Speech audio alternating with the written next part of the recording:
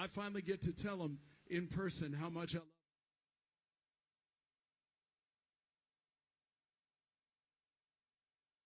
them. Tell them you love them right now.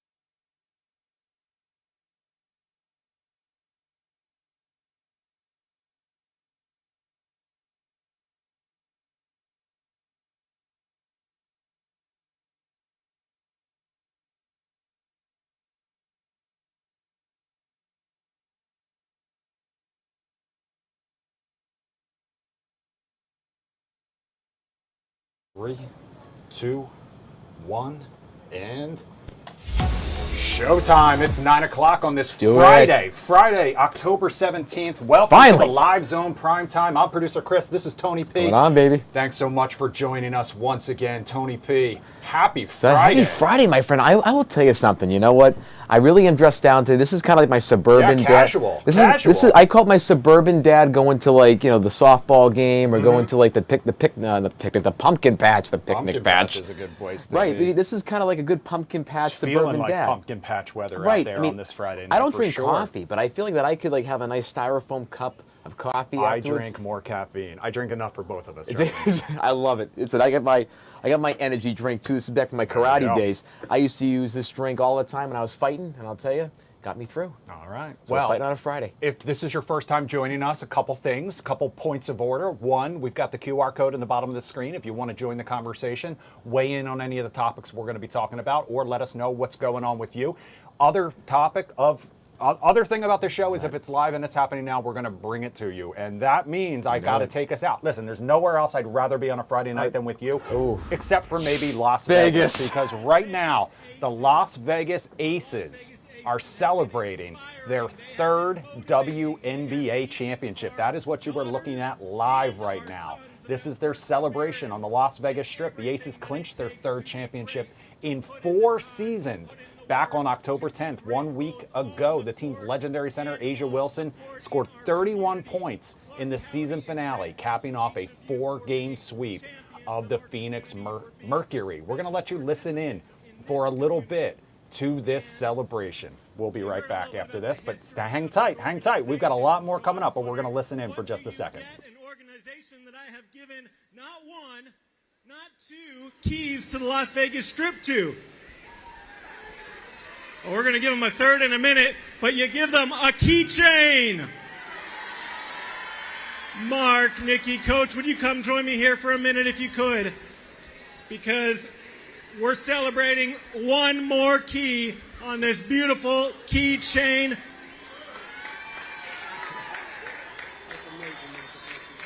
On behalf of the 2.5 million residents of Clark County, on behalf of your neighbors, your friends, and your fans, I have the pleasure of presenting the key to the Las Vegas Strip to the Las Vegas Aces!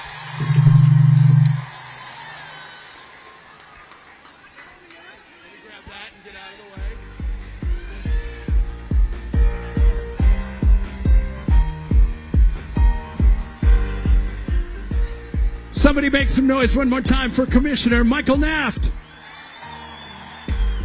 Before we get into Becky and the players and all the fun stuff, a little something for you to watch up here on the video screens. And I'm sorry, the Aces, your time is over. You're a team that can beat the bad teams, but can't beat the good teams. Maybe you're just not a good team. What are the Aces right now? I think what you just said, not a good team.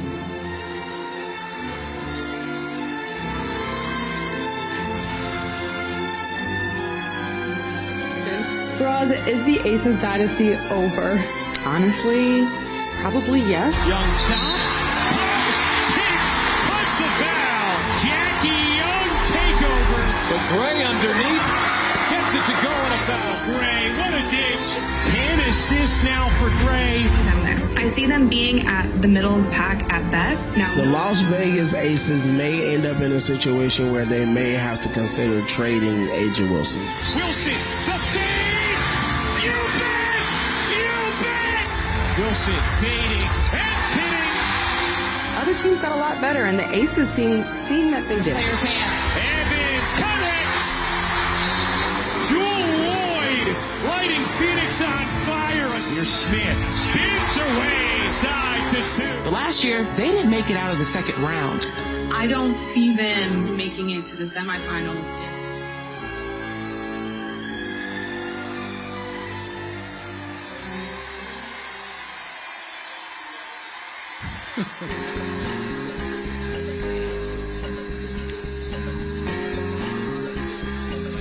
Oops.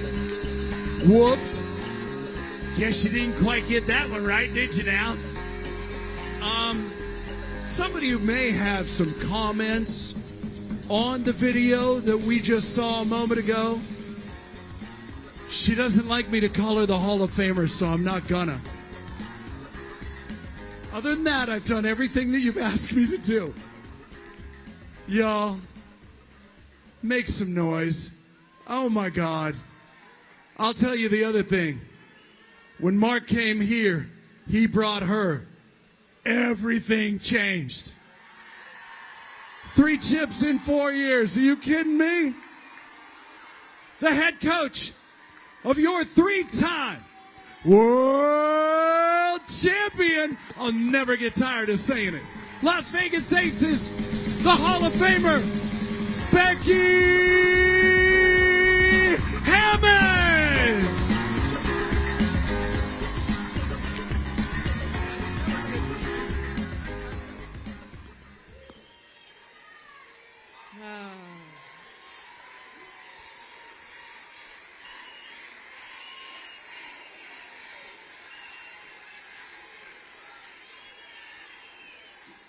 This never gets old, I'll tell you that. We should do it again next year. Same time next year. Let's do that. No, let me speak just a little bit to our ownership group, Mark, Larry. You guys are the best. You guys are the best. They seriously just let me do my job. Only text me positive things when it wasn't looking so positive sometimes.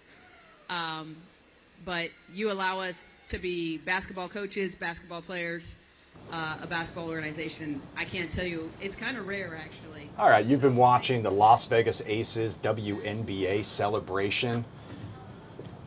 Third in 4 years, Tony, a true dynasty out there in Sin City. Well, I'll tell you, who's also a part owner of the Las Vegas Aces is none other than Tom Brady, who is experienced with winning 3 and 4 years. I'll tell you, it looks like Vegas is becoming title town. You have the Aces, you have the Golden Knights winning a few years ago against Florida, and they have, the Raiders are starting to get a little bit better. They've had a rough start this year, but they're really having some new energy over there at Allegiant Stadium.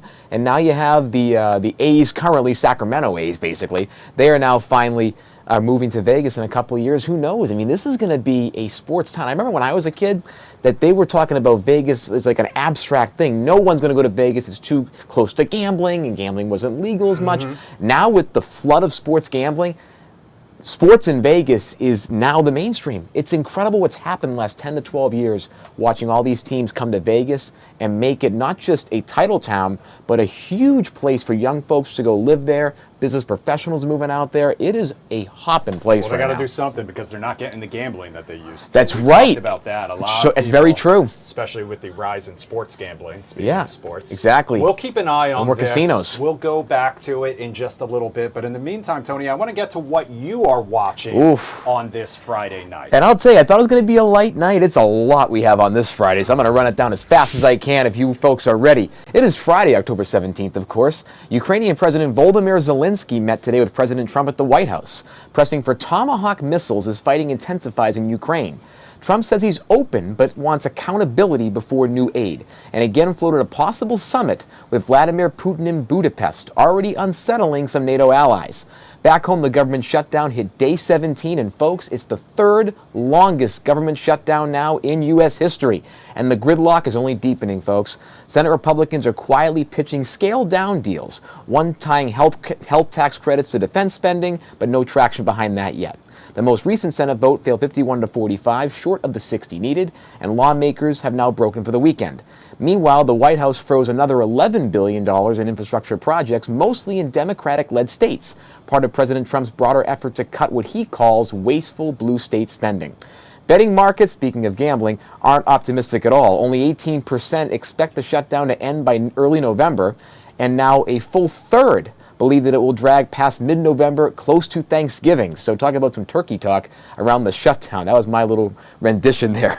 Also in Washington, Trump commuted the prison sentence today of former Congressman George Santos, who was in the process of serving 7 years for fraud and sentenced to 7 years for fraud, and also partially embezzlement.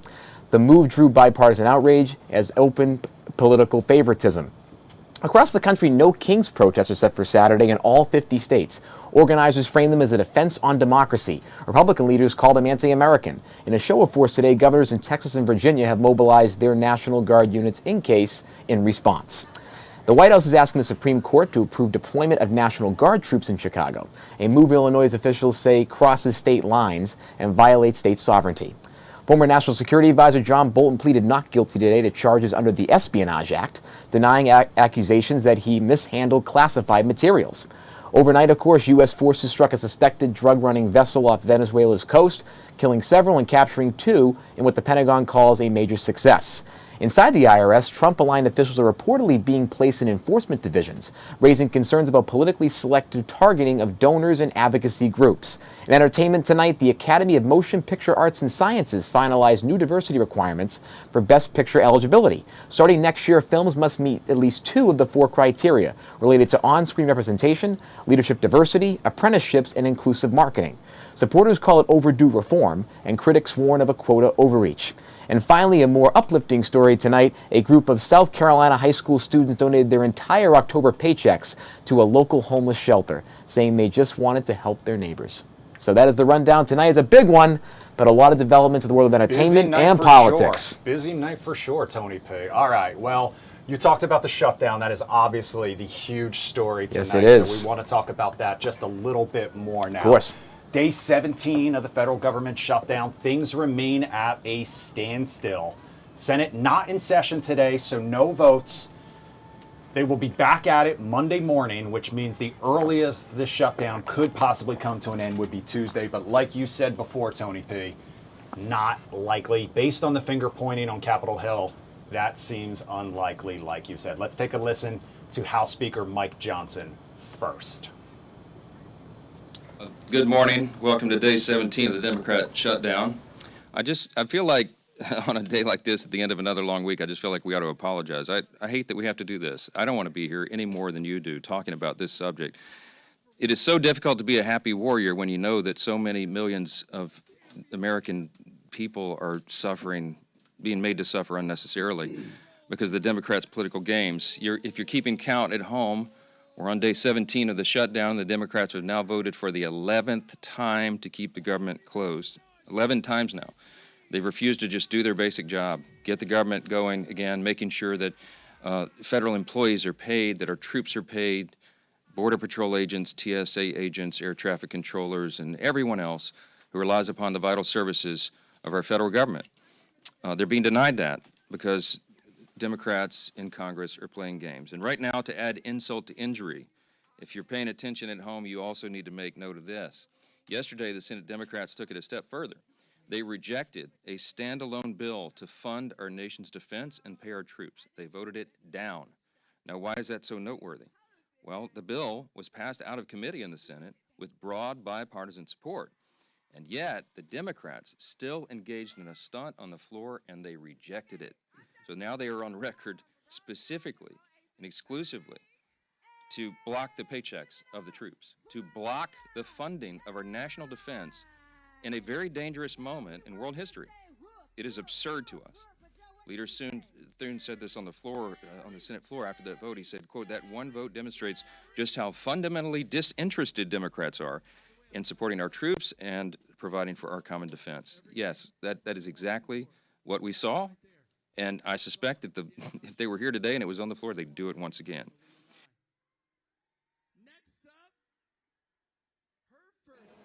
This is day 17 of the Trump Republican shutdown, and the House and Senate Democratic position remains the same.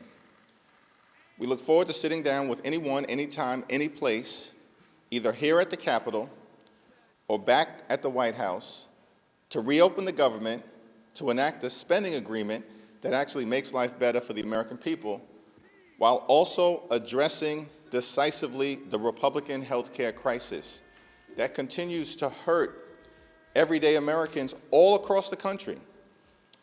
Every day that goes by, there are people throughout America receiving notices that their health care premiums, copays, and deductibles are about to skyrocket.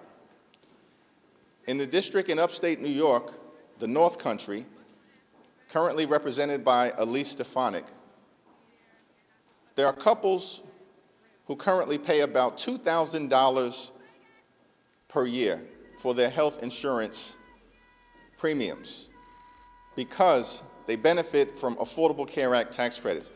When those credits go away, that same couple will now pay more than $20,000 a year. They cannot afford that. These are working class Americans living paycheck to paycheck, struggling to get by, can barely survive, yet alone thrive. In this country, and this is the wealthiest country in the history of the world. So House and Senate Democrats are going to continue to hold firm as it relates to a basic common sense position that when we enact spending bills, we should be helping the American people, not hurting them. And so we will not support a partisan Republican spending bill that continues to gut the health care of the American people.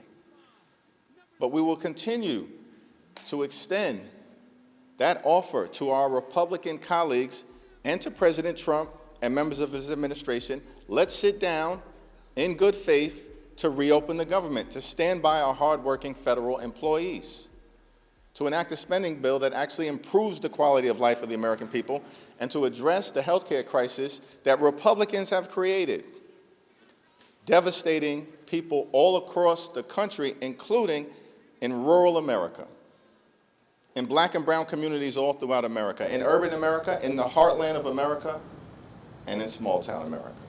Questions? All right, so that was Hakeem Jeffries speaking on Capitol Hill today. You heard from House Speaker Mike Johnson as well. Obviously, no end in sight for this federal shutdown at this time. Absolutely not. What's interesting, I'll tell you, I feel bad for the staffers that have to write this, like the opening monologue. It's almost like watching kind of an SNL skit, the same monologue every night, right? And it's really interesting how both sides, again, they're still dug in. What I found interesting today is Speaker Mike Johnson taking more of a kind of very tactical approach to say, look, now they're on the record voting against military pay funding for the troops and for health care and all that for the troops and things like that. What's fascinating is now they have sort of found the Democrats' health care provision thing, right? Because Democrats have had one thing: health care, credits, ACA, Medicaid. Now what they're doing is, on the Republican side, they're taking another tangible issue now. It is military pay, and saying military first responders won't get paid, they're working long hours, and the Democrats are holding this entire thing hostage to hurt these folks. So again, and now both sides sort of have their own tactical hook, if you will. And again, not to make that, again, it's about people, it's real issues. I don't want to make it too much of a marketing ploy here, but it's very much about the language and how they're starting to pitch their cases to the American public 17 days in. Democrats have their one thing, Republicans have their own one thing now, and we're going to find out what is the noise. How does the noise end up being siphoned and really taken in by the American public? And we'll see it in polling, and probably in the next few days, who gets more blame? Does the president get more? Does it shift more towards the Democrats because of this recent vote on military pay? And it's just interesting, some of the words that I saw from Minority Leader Jeffries was the phrase survive but thrive, making this about the budget process and saying we have to stop doing tax cuts and actually giving things that are more about helping the American public. Democrats have struggled for the last, 10, 11 months to find messages. It's almost like they're using this shutdown to figure out their economic message, and it's happening in real time. So it's a very interesting political game being played, but these are people's real lives. And I think both sides need to start thinking about, okay, what's the compromise position here? Because now you're starting to see a little bit of pullback. There is ACA tax credit only bills being put together in backroom deals, and we're starting to see some chatter on Twitter and Instagram about these deals starting to circulate through Politico. Axios are reporting this. So my hope is that one standalone ACA exchange starts to happen so that people aren't getting these notices, and then we can actually get the government funded. So I think there's starting to be a little bit of compromise happening. The dam might break soon, but again, all these things can get caught up in snarls in the Congress, because again, you have different factions in the Republican Party right now that some want the subsidies, some think cutting them is the right thing, and they didn't go further enough in the rescissions. And there's also been negotiations happening behind the scenes of saying, okay, we'll give you the tax credits, but you got to give us rescissions on certain funding and COVID-related measures. And it's going to be a really interesting kind of balance that both parties will have to play, especially if they're able to get some type of deal in principle to open the government in exchange for a tax credit and military pay arrangement. Sorry, it's a lot of I wanted to that's okay. take us I through appreciate it. Thank you for breaking bit. it down for us. We'll take a quick break in the meantime, though. We'll stay on top of this. I'm going to take you back out to Las Vegas now, where the Aces continue to celebrate that WNBA championship. We'll be right back on the other side.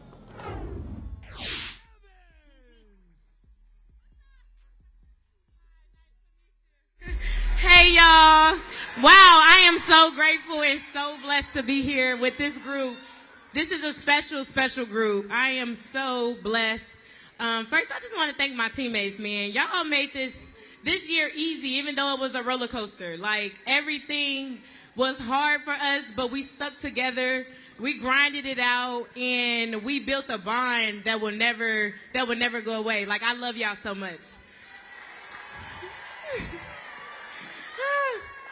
Becky, I'm always shy around you. I don't know what's going on with that.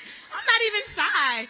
But Becky, man, the way you just kept pushing me and telling me to just be Dana, I appreciate you more than you ever know. I really love you, and you are such a great coach. Like, the way you handle us on and off the court, you don't understand. Like, that goes a long way. Like, I really appreciate you a lot. Nikki, Mark, I mean, y'all have been great. We appreciate y'all. Y'all take care of y'all athletes as much as y'all can.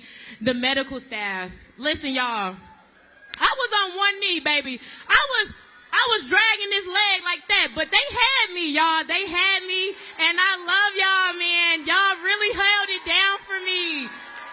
Seriously, like, Sister Sharp, Bride, Larry, the coaching staff. This is a new coaching staff. Like, all men. Like, they did a great job with us. It was hard. It was difficult, but they did a great job, and I appreciate y'all. And thank y'all, man. Aces and four, man. Aces and four.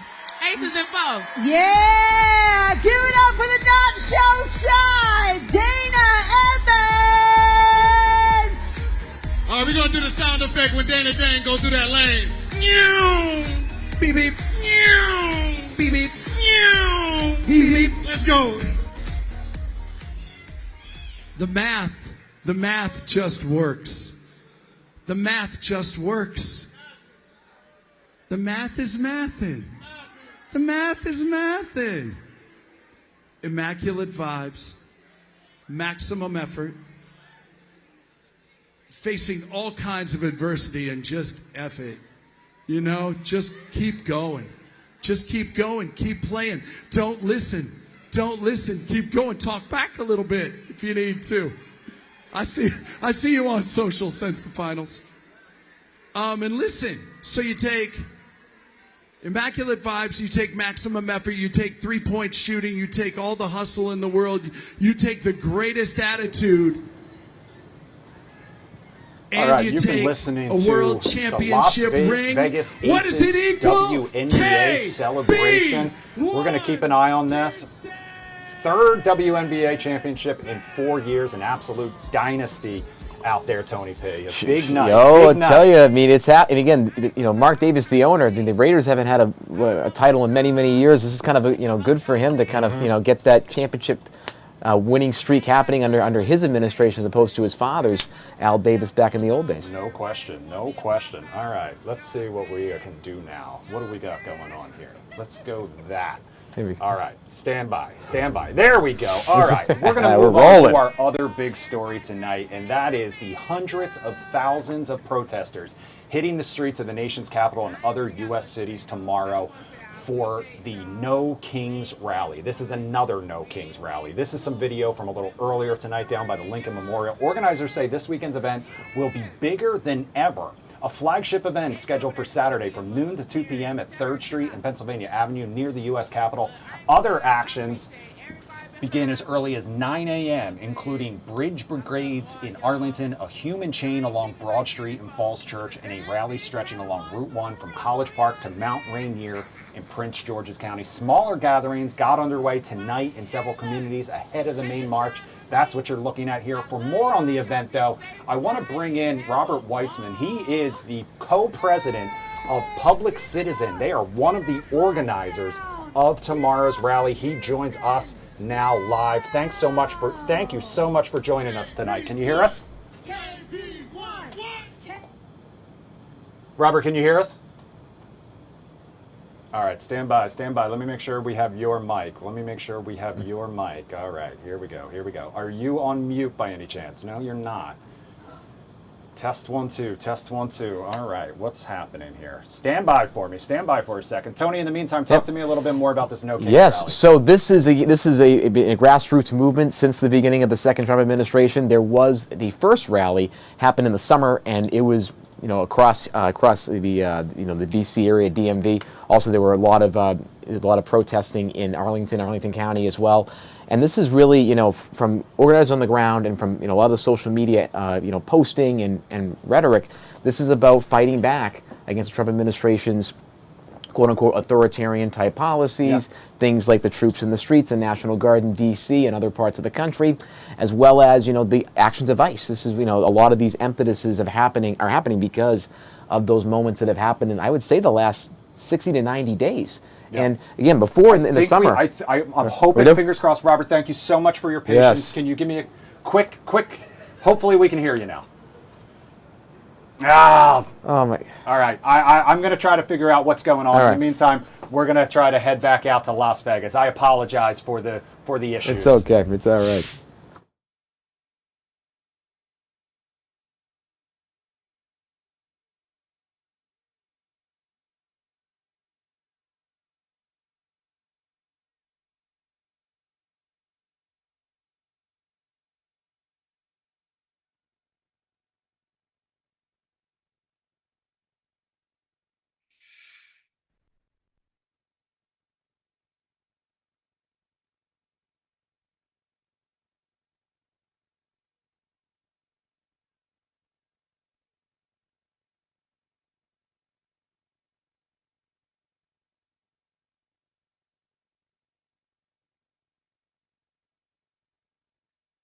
One, two, three, four, five. Can you hear me?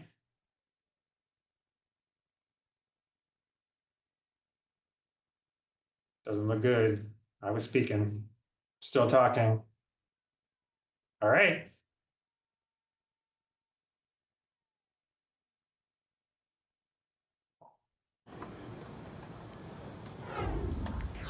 All right, welcome back. Hopefully third time's the charm. Robert, we can hear you now. Can you hear us? All right. I don't know what the problem is here. Oh my goodness. We are trying our best. I apologize to everyone for wasting your time. We're going to head back out to Las Vegas while we work on this issue. No worries. Apologize. Yep. Stand by. And look at how Toshiba Plaza is full right now. Oh, that's right. Nobody watches girls basketball. Oh, I beg to differ. Nobody watches women's sports. Well, I got a whole bunch of people here tonight and a whole bunch of people, because I'm hearing from them across this great nation of ours and around the world, that are watching us party in Vegas right now because we're watching women's sports. I'm a big fan of the game, and God bless, Jewel Lloyd's coming to play for the Aces? Are you kidding me? Are you kidding me? 6-time WNBA All-Star. Now make her a 4-time WNBA champ. The only active player with 4 WNBA championships. No, that's Chelsea. No, that's Chelsea. Hang on, that's Chelsea. I got ahead of myself. It's all right. It's all right. I'm excited. Sorry. 6-time WNBA All-Star. 3-time world champion. The Gold Mamba strikes gold again in the desert. Man, one of my favorite players, and I'm glad she's on our side. Number 24, Jewel Lloyd.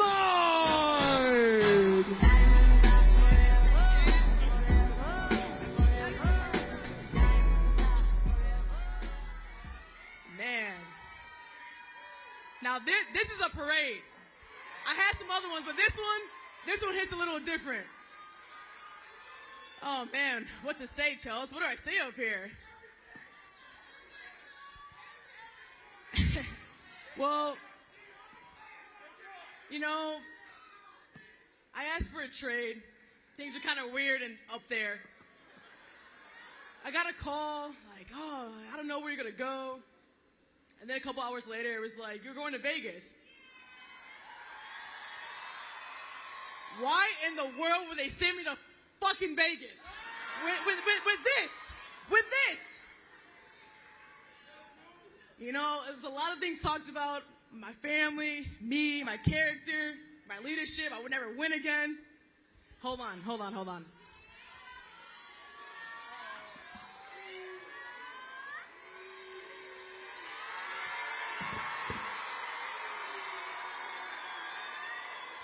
Aces in four. Aces in four.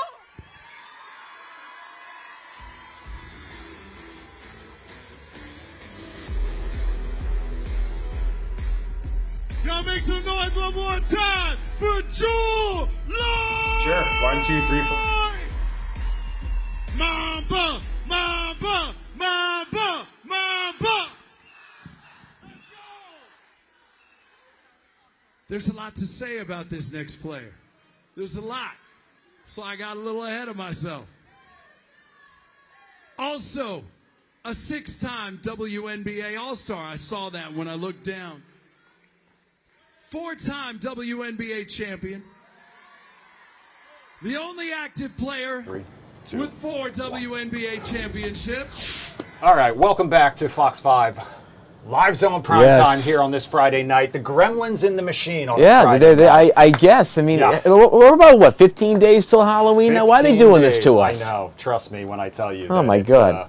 One of those sort of things. I got all my questions right here. I'm excited, I know that you do. Let's bring in Robert Wiseman, who are going to hope this works this time. He is the co-president of Public Citizen, one of the organizers of tomorrow's No Kings Rally. Robert, thank you so much for your patience and hanging out with us tonight. Thank you.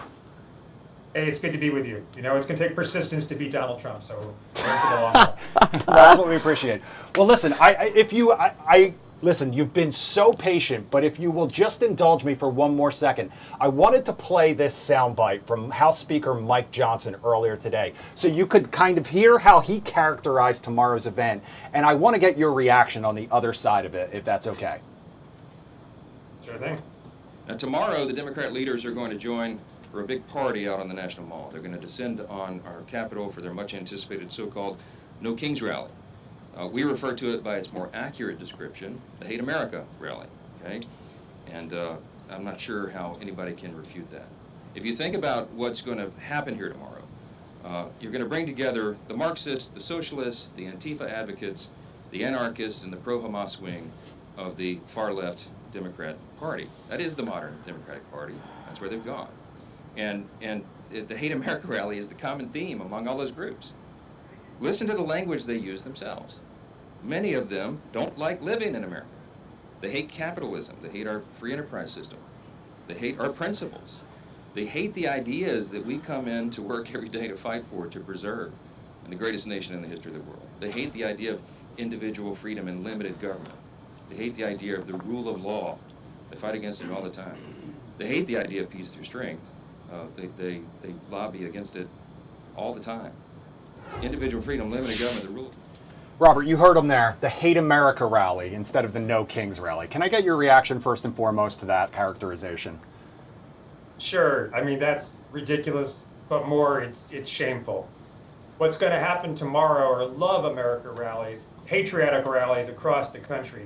It's going to be the largest day of protest in American history. 2,700 events across the country, including a large event here in Washington, D.C. People who value individual liberty, people who value the First Amendment, and people who are objecting to Donald Trump's authoritarianism. Speaker Johnson knows better than to say that, but what makes it so shameful is that by labeling us, the millions of Americans who are going to turn out, as Antifa, which is, in his language, a synonym for domestic terrorism. He's both trying to marginalize us, but also make us vulnerable to the very violence that he says he hates. There's no excuse for that kind of language. He ought to be, he can disagree with our points of view, but he should be celebrating that we're protesting. Protesting is what makes America free. It's what makes America strong. And every gain in American history, every gain, including our independence, came out of a protest movement. In terms of the overall planning and safety for tomorrow's rally, and there's a lot of organizations like yours working with it, getting everybody organized. What has the coordination been looking like on the ground with other partner organizations to make sure that everything is, organized and people are safe tomorrow and that things run smoothly? Yeah, it's pretty remarkably tight ship. At first, I should say, as you mentioned, this is the second round of No Kings. We had 5 million people earlier this year with peaceful demonstrations with virtually no violence or difficulty whatsoever. 5 million people. For this round, we've amped it up even more. Tens of thousands of people have been trained in de-escalation tactics. the core principle of these demonstrations, not just the demonstrations themselves, but our movement against authoritarianism, is nonviolence. So we are taking extreme security measures to make sure that the people attending these things can be safe and can vigorously exercise their democratic rights without fear. And we're confident that the people attending these demonstrations are going to do just that. They're going to vigorously exercise their First Amendment rights. There's not going to be any violence coming from us at all. Robert, you mentioned how this is the second one, the last one over the summer. What will be different about this one? What will people expect if they head out to it tomorrow? Well, here in D.C., there's going to be a really large demonstration on Pennsylvania Avenue, as you said. Music and some speakers. It's going to be exciting, energetic, joyful. There'll be a little bit of humor there. There for sure will be some anger. And what people can expect, though, is beyond all that, is a sense of solidarity. I think what Donald Trump has tried to do is suggest that he is inevitable, suggest that everybody supports him, or that anybody doesn't should be scared and isolated. And what these events do is bring us together en masse to feel safe, secure, but also our power and the power of solidarity and love. And that's what people who turn out tomorrow are going to be part of. Now, beyond turnout, when you think about at the end of these rallies tomorrow, and when you think to yourself, this worked, what will be those things and those metrics beyond overall turnout and just energy? What are the things that you're looking for to say, hey, this worked out for us, this was successful in building our movement? Yeah, well, of course, we want it to be a large turnout. We want the events to be energetic, passionate, fun, joyful, and safe. And I think it's going to be all those things. To the bigger question you're getting at, though, the day itself matters. It brings people together and gives them a sense of solidarity. It debunks the myth of Trump's inevitability or his overwhelming support. He's actually underwater, and this is visible evidence of that. And also it fuels people to do work going forward, not necessarily only in big demonstrations, small demonstrations, but demanding that members of Congress stand up, demand that we have health care in America, and that we have a budget that is tied to making sure people have health care in America. It gives people impetus to support immigrants as they're trying to escape from the crackdowns of ICE and these masked men doing abductions on the streets. It brings people together in churches and schools and voluntary associations to provide food to people who are losing benefits because of the restrictions in the SNAP program, the food stamp program, included in the reconciliation bill. So there's a lot that's going to come out of this. I think it's going to make our movement stronger. It's going to make our country stronger. It's going to make our democracy stronger. Robert, what message do you have for people who may be afraid to come out because of the ICE enforcement officers, like you mentioned, or the federal surge, the National Guard members that have been stationed in cities like Washington, D.C.? Yeah, well, I think there's some people who are vulnerable, unfortunately, and the people who are vulnerable have to assess their situation, their level of risk, and make wise decisions. And it may be the right decision not to come out. But for most people, and those who are privileged to not have to worry about being swept up by ICE, come join us. It's going to be fun. There's not going to be any threat. You're going to see a lot of people joyfully protesting and engaging. There'll be some cool signs that'll make you laugh.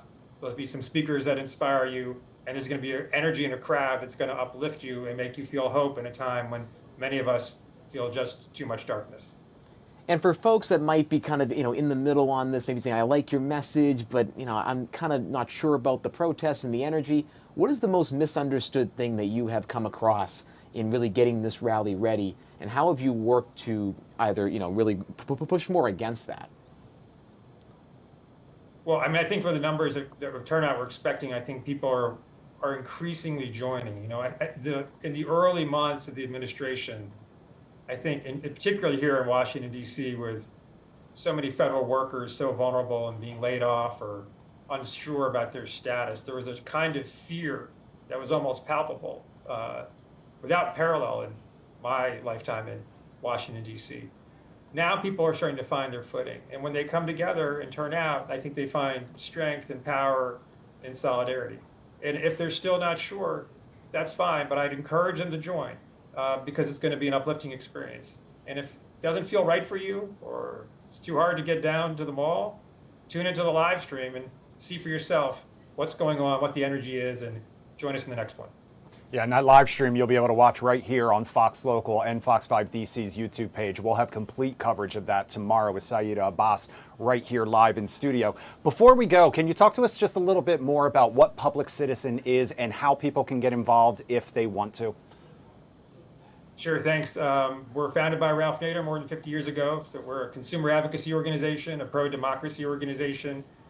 We're a litigating organization. We've brought more than 19 lawsuits against the Trump administration for illegal closure of agencies, for denying or improperly sharing people's data and getting access to it, for censoring health information, and a lot more. People want to get it.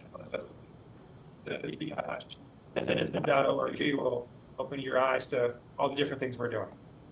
All right, Robert Wiseman from Public Citizen, thanks so much for spending some time with us here on Live Zone Primetime on this Friday night. Thank you so much. And thank you so much for your patience as we work through some technical gremlins here on this Friday night. Good luck with everything tomorrow. Good luck. Be safe. All right, guys, we're going to take you back out to Las Vegas now and the Las Vegas Aces rally. Hey, give it up for your four-time WNBA MVP, Asia I ain't gonna cuss, but mother freaking Wilson. Y'all know what y'all said on social media. Asia Wilson. MVP. MVP. What? MVP. MVP. What? MVP. MVP. What? MVP. Joe, what you feeling though? I feel like we should give it up one more time for your 2025 WNBA World Champion Las Vegas Aces! Everybody say Aces! Las Vegas Aces! Everybody say Aces! Las Vegas Aces! Las Vegas scream!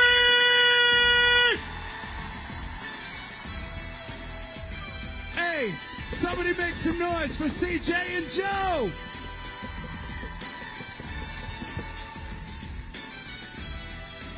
We'll tell the story one more time. We all know there was a game, you know, it happened, whatever. How was this team going to react? That was the question. That's what everybody wanted to know. How are the Aces going to react?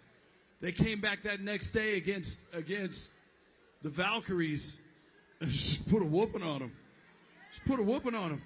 And there were times when we'd be talking about, man, are they tired right now? Are they a little tired right now? What's going on? No, they're pissed. They're mad. Becky, you could see a change in all of it. You could. You lightened up a little bit and let them do their thing. It was incredible to watch. And then, ladies and gentlemen, this happened.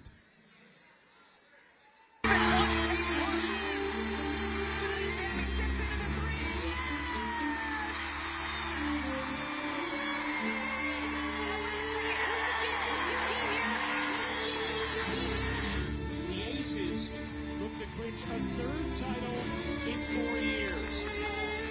Game 4 of the 2025 WNBA Finals is underway. It's an incredible story as well. This is a team that was 500 in early August that suffered the second largest defeat in league history, now on the brink of a championship. We got someone. All right, welcome back to the Live Zone Primetime on this Friday night. Thank you for hanging out with us, and yes, thank you guys for your patience as we work through those technical issues, like we said earlier. It's you know what, we're learning through this, right? And this is why they call it a soft launch. Right, and you know what, we're going to be to kind of work out the kinks. Exactly, and you know, it's all the yayas, as my teacher used to say, get the yayas out. You know, start the day, you kind of stretch out a little bit. Well, it's 9 o'clock at night here, but you know what? I'll tell you, we're making our progress, and you know what?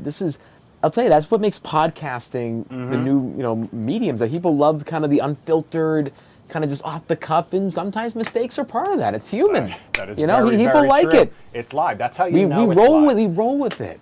spontaneous. You never know what you're going to get. Listen, you were just watching the Las Vegas Aces WNBA celebration out on the Strip in Las Vegas. We have someone in our Zoom room now. I want to bring in Victoria. I have a question for you, Victoria. Thank you so much for watching. Hi, thank you Victoria. so much for joining us and joining the Zoom room. Are you a Commanders fan? Yes. Are you watching the Commanders versus the Cowboys this weekend? They playing the Cowboys. Yes, They they sure are. are. It's a huge rivalry, and there's a lot riding on this game because right now they are 2-3 in the NFC East. That's right. Commanders at 3-3, batting .500. Dallas 1 game behind, basically. They have had a bye week already. So if Dallas wins, that's a major if, obviously, then it could shake up that NFC East race. Well, because they had that tie against the Green Bay that's what it Packers. was. Yeah, That's kind of the big thing. Now, let me ask you this. So, as a Commanders fan, you know, again, like you've been a kind of a decent start. We're almost near 500. What do you think, Victoria, is the reason that we've kind of had a little bit more of a sluggish start than we did last year? You asking me? Yes. Oh, yeah. I want to hear your thoughts. Well, the quarterback was new, and they had to feel themselves all over again. Right, a little bit, yeah. When watching the games, did you feel that the energy in this city and in the surrounding area is a little bit different than it was last year? Is it more energetic? Do you feel that the fans? Do you feel the fans expect more? Yes. Gotcha. They gon' cheer whether they win or lose. I like that. Okay. But the vibe is totally different when they win. That is for sure. You can tell the vibe once they win. Victoria, thanks so much for spending a little time with us and talking a little football with us.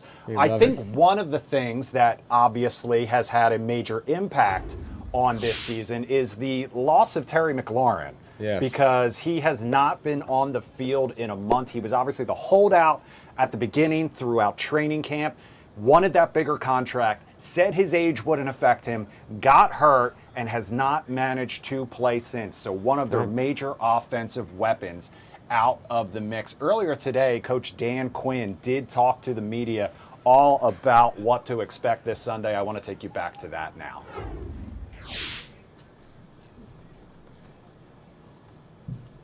All right.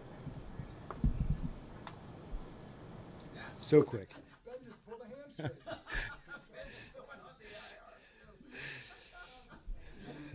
Let's get started. Captains. And all these guys started their football journey in Texas, so I think that was kind of cool. But on offense, Chris Paul. I thought what a great story, just staying with it. He's been impactful in the run game, and just pumped to see him continue to develop and grow, and playing right next to Laramie in the run game. It's been big for us. Defensively, Vaughn, and right out of DeSoto, where there is that's a football town, and so pumped to have him in as a captain, heading into Dallas. Now on special teams be Tyler Owens. So another guy who's growing and Plano East, and he's been relentless and one of our heavy hitters on special teams. So those are the guys there. I figured we're only going to rule one player out, give you the injury update. So that'll be Terry. And as far as everyone else, we'll kind of work through tomorrow to get there. And then heading into the game, we hit a bunch this week on our complimentary ball, the things that we're going to do to really be, our best and most aggressive, right from the beginning. So those are a couple of topics, and get rocking with you guys. What was he able to do today? Yeah, so he was able to get reps today, and that was the plan, to see where he'd ramp up, and so it was nice to see him, kind of get the full complement of stuff today. Terry, at one point you thought he was going to practice more this week, and then you did was it a workout with him?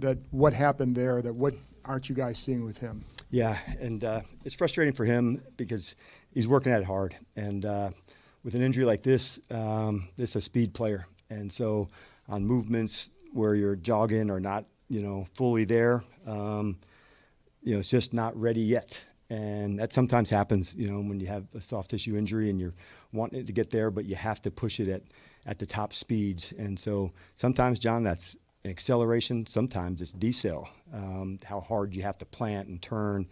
So, like I said, he's working at hard. He's frustrated, but we're closer. And as we've been going week to week, it can be difficult on a injury that you have to test and push at high speed, and you need volume at it, you need reps at it, and it's good to see him running routes and doing that. But once we kind of got to that space, we're just not all the way there yet. Just to clarify, everybody but Terry's full go or not decided yet? Terry's the one I'm ruling out. Got it. Yeah. Okay. That would be awesome. I would love that. Yeah, wouldn't that be great? Sam Cosme. We'll get there. What's any... Do you expect him to play? He had a really good week. So both him and Jonathan Jones, I thought, really nailed the week, the preparation. So we're going to meet together tonight. But he threw a great week, so I'm pumped. I think I'm good. You good? Okay. No extras this week. All right.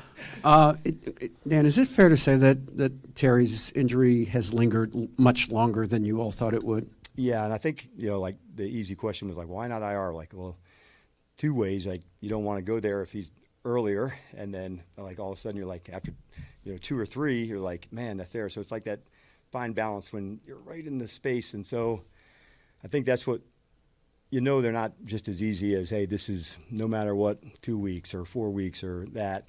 When it's really a longer one, that makes those decisions easier. But for a player with his speed, that's the part. And he hadn't been injured a lot, thank goodness. And so, learning how to go where it is, what it feels like, but for a speed, like, it's just different. It's not playing guard or defensive tackle where those are things that you can work yourself through. But, man, at receiver and corner and spots like that, that's a lot harder. And I'm glad to see the routes and the speed, but we also want them as long as we can too, DA. So as frustrating as it's for him, we're just not there yet. But we're pushing, and I'm hopeful that it's sooner than later. Hey, Coach. You talk about the identity of the team through 6 games. What would you say the identity of the team is right now? Yeah, it's almost like an incomplete grade in a way, Donna. And the reason I say that on what I told the team on Monday is like a complimentary ball. When we see it, we know what it looks like. Too many times where we haven't, it's been up and down. And you can win a game, where you're off here and there. But to be consistent with it, it has to be all the time. And I think that's where we've been, like the inconsistent part of identity. Sometimes, man, that's it. I'm pointing it out. And so that's what I'm working hard to make sure we get to that spot where it's all the way through. And once we hit into that space, then I want to see sustaining it. And so I've seen it, then this, seen it, and this. And so that's my goal. So it's incomplete right now because as 6 games in, we've had some times where, man, that's exactly what we want, and then there's some others that doesn't look like it. And so I just try to point it out and punch our way through it to make sure that, like, that's what I believe in. You practice, you keep digging at it, and you finding it. Along the way, there's people that are starting to make their marks, which I like too, Donna, because they're demonstrating more times, more spots to go do it, and that only adds to it. But yeah, we've got to find it week after week after week. Hey, Coach, and so one of my questions was actually... All right, Tony P. So we've been listening to Coach Dan Quinn ahead of this weekend's game, the Commanders versus the Cowboys, down in Arlington, Texas, on the road. Big Huge game, 425 right here on Fox 5. In the meantime, you're taking a live look out at the Las Vegas Strip where the Las Vegas Aces continue to celebrate their WNBA championship. Tell you, I've only been to Vegas twice. I'll tell you, I went once on a cross-country trip with a buddy of mine who's actually staying with me this week here in D.C., and we got a full comped night at the Aria because our room wasn't ready. Oh, you fancy, huh? And yeah, well, back in August, it was an August room. It was like for like $85, but they ended up giving us the room for nothing because the room was all messy when we got there, and it was not looking good. So it ended up being, a nice little time. They gave us a few $100 in gambling credits. I blew it all. Yeah. But you know what? It was a great experience, a free steak dinner, and they give you free drinks when you're playing at the slot machines. I'm like, this is great, but they take more of your money. But it's still a great experience, and I'm definitely now with the teams. I'm going back to Vegas, and I can't wait. But I'll tell you. You going to bring Victoria with you? Victoria's coming with me. I'll tell you. We talked about the vibes before when it came to the vibes of the DMV and the Commanders fans, you have the best vibes, my friend. I got to ask you, all right? Personal question here, really deep now, okay? Now, I fashion myself as kind of a, a decently cool person, but you're a lot cooler than me. I will ask you, all right, if I'm heading in for the night after, that's Tim. Oh, can you hear me okay? Yes, that's my husband in the Oh, background. it's good to see you guys. What's his name? George. Hey, George, how are you? This is Tony P at Fox 5. We got producer Chris here. How we doing? Happy Friday. Now, let me ask you guys something. Thank you, man. Let me ask you something. So I love to have a nice Friday night in, relaxing a little bit. I'll be doing that after the show. If I'm going to go home and relax, what's the go-to movie I should put on tonight to have the best Friday ever? What do you think? Man. Whoa. Cowboy. You like Cowboys? I do. I mean, like, I'm a huge fan of John Wayne, like the old Western movies. So yes, like. Oh man, I done seen every last one of those, man. Really? But, oh, that's if you cool. wanna check out, hey man, it's the Wild Bunch, man. If you want to see a good one, man, check out the Wild Bunch. I love that. Hey, look, man, it's a good movie, man. Ernest Borgnine, William Holt. Wow, Ooh, now you're talking. That's Warren Oates, man. It's a like an all-star cast, man. No way. But you might have to go on the Amazon or somebody to pull it up because it's an old movie, man. Well, I know it was really cool. But I tell you what, man, if you like a good cowboy, get you a good drink and sit down and check that joint out. That sounds like a perfect Friday night. Guys, thanks so much for spending your Friday night with us. You. We'll be back every 9 o'clock, Monday through Friday with the Live Zone Primetime. Tony, if I could recommend one Western to you, yes. The Magnificent Seven. That's the new one. The new one with Denzel Washington. Oh, I love it. I absolutely love it. I mean, they don't make actors better than Denzel. The man should have 7 Oscars. Like, if you go back, Malcolm X he should have won for. He should have won for, Flight. Flight when he played the pilot. That was a great movie.